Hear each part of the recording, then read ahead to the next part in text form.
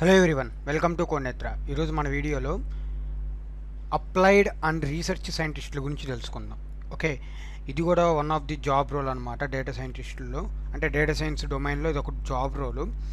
And previous వీడియోలు ఒకవేళ చూడకపోతే అన్నీ చూడండి, వాటిలో చాలా different types of job roles గురించి డిస్కస్ చేసుకున్నాం. ఓకే, ఎందుకంటే మీకు ముందల జాబ్ రోల్ గురించి తెలిస్తే తర్వాత ఆ జాబ్లోకి ఎలా వెళ్ళాలి, ఏం చదివితే వెళ్తాం అని చెప్పి ఒక అవగాహన అయితే వచ్చింది. ఓకేనా? So let's start the video. మీకు వీడియో కనుక నచ్చితే సబ్స్క్రైబ్ చేసుకోండి, లైక్ చేయండి, అండ్ ఏమైనా డౌట్స్ ఉంటే కామెంట్ చేయండి.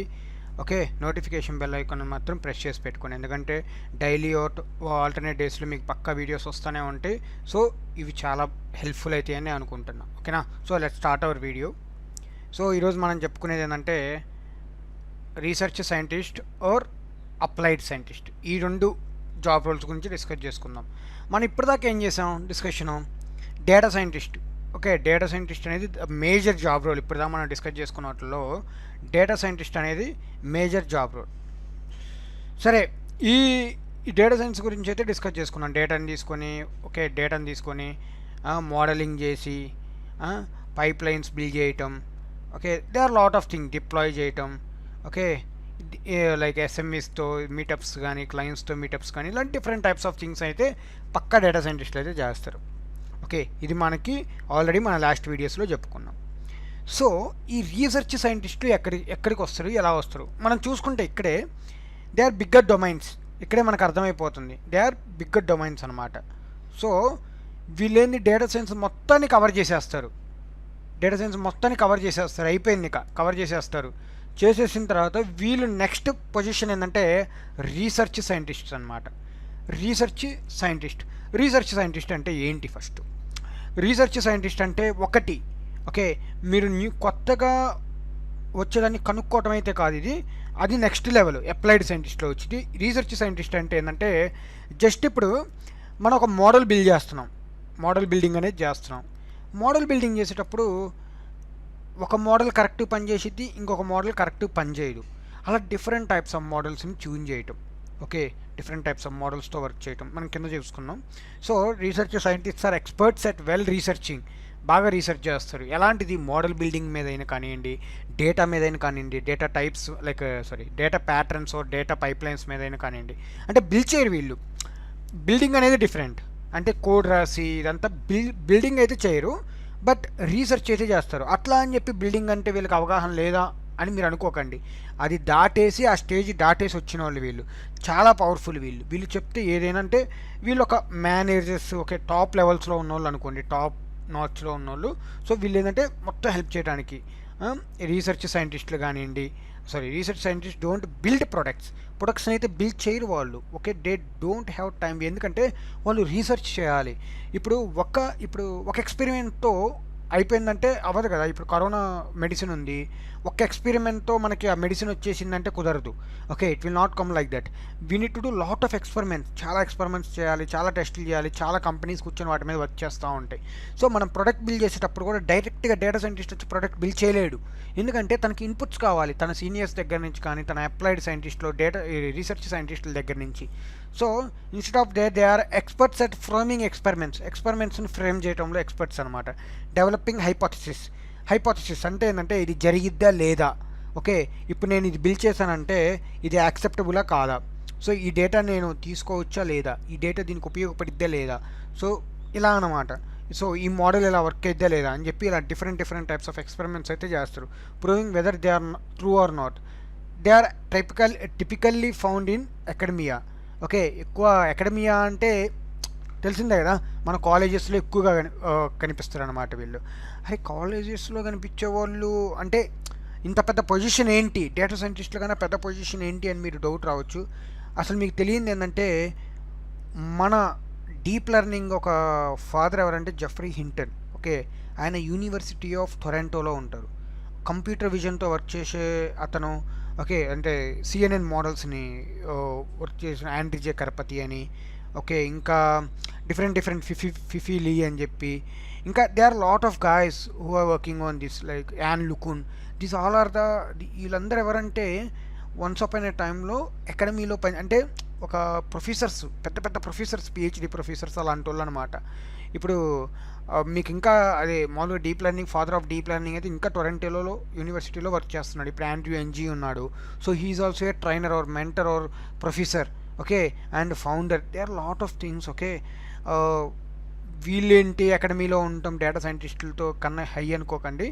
దే ఆర్ నాట్ లైక్ చిన్న చిన్న వాటిల్లో కాదు. They are not professors in small colleges. They are professors in Harvard, University of Toronto, Stanford University, and different Oxford or Cambridge, like this పెద్ద పెద్ద కాలేజెస్లో అనమాట. సో పెద్ద పెద్ద వాటిల్లో వీళ్ళు సైంటిస్టులుగా అంటే మామూలుగా పెద్ద పెద్ద ప్రొఫెసర్స్ లెవెల్లో ఉంటారనమాట. They typically found in academia. Although companies are incredibly seeing the value and how can be used in applications. Companies చూస్తుంటాయి. సో మీరు చూస్తే కనుక ఇప్పుడు ఈ పెద్ద పెద్ద పొజిషన్స్లో ఉన్నారు ఆండ్రిజే కరపతి అండ్ యాన్ లుకున్, వీళ్ళంటి వాళ్ళు అయితే గూగుల్, ఫేస్బుక్ అండ్ పెద్ద పెద్ద Facebook, Google and Andrew Ng అయితే కోర్సెరా. సో ఇలాంటి పెద్ద పెద్ద కంపెనీస్లో అయితే వీళ్ళు ఉన్నారనమాట. ఓకే, ఇప్పుడు సౌమిత్ చింతలా ఉన్నారు. సో అదే ఆథర్ ఆఫ్ పైటార్చ్ అనమాట. సో అతనే పైటార్చ్ లైబ్రరీ అంతా రాసింది. So is working as a Facebook AI head.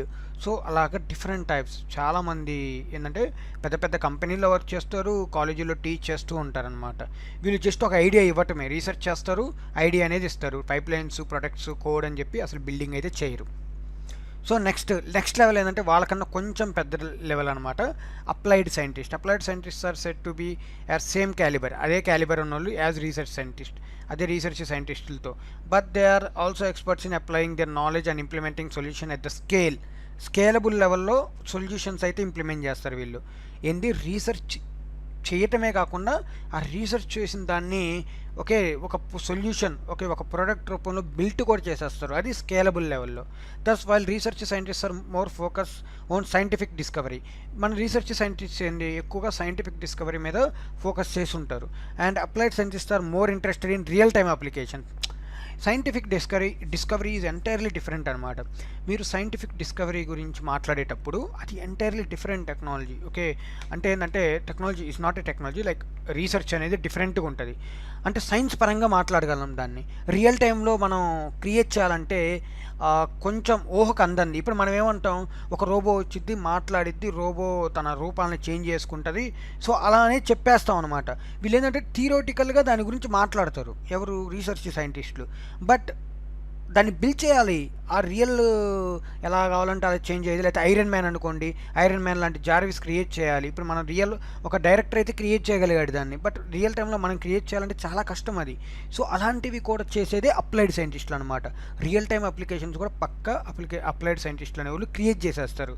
ఇప్పుడు మన సోఫియా రోబోట్ కానివ్వండి, ఇలా డిఫరెంట్ టైప్స్ హ్యూమనాయిడ్స్ క్రియేట్ చేయడం కూడా అప్లైడ్ సైంటిస్టులే ఎక్కువగా చేస్తారు. ఇప్పుడు మనం ఇందాక మాట్లాడుకున్న వాళ్ళందరూ ఏంటంటే వాళ్ళు లైక్ రీసెర్చ్ సైంటిస్టులు అనమాట, ఎక్కువ డిస్కవరీ చేస్తారు.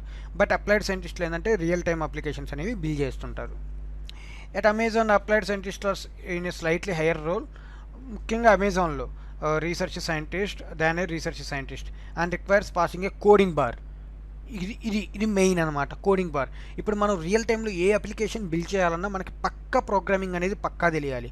సో వీళ్ళైతే పక్కాది పాస్ అవ్వాలి, ఎందుకంటే ప్రోగ్రామింగ్ పాస్ అయితే they can do anything what they have in their mind, they can build it.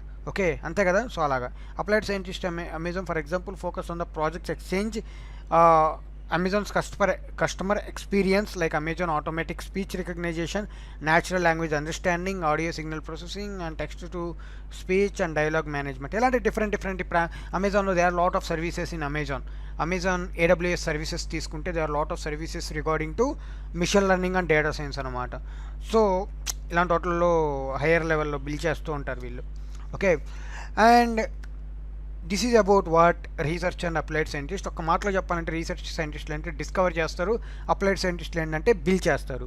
Like ఇప్పుడు మనం మాట్లాడాలనుకోండి, సమ్ రీసెర్చ్ చేసి జార్విస్, ఐరన్ మ్యాన్ గురించి మాట్లాడాం, కానీ దాన్ని బిల్డ్ చేయాలంటే మన రియల్ టైం అప్లైడ్ సైంటిస్టులు కావాలి. దానికి చాలా కోడింగ్ అవసరమైంది కాబట్టి అప్లైడ్ సైంటిస్టులు అనేవాళ్ళు ఒక ప్రోగ్రామింగ్ బార్, అంటే ప్రోగ్రామింగ్ అనే దాన్ని కూడా దాటేసేయాలి. ఓకే, ఇది ఒక సమ్మరీ లాంటిది.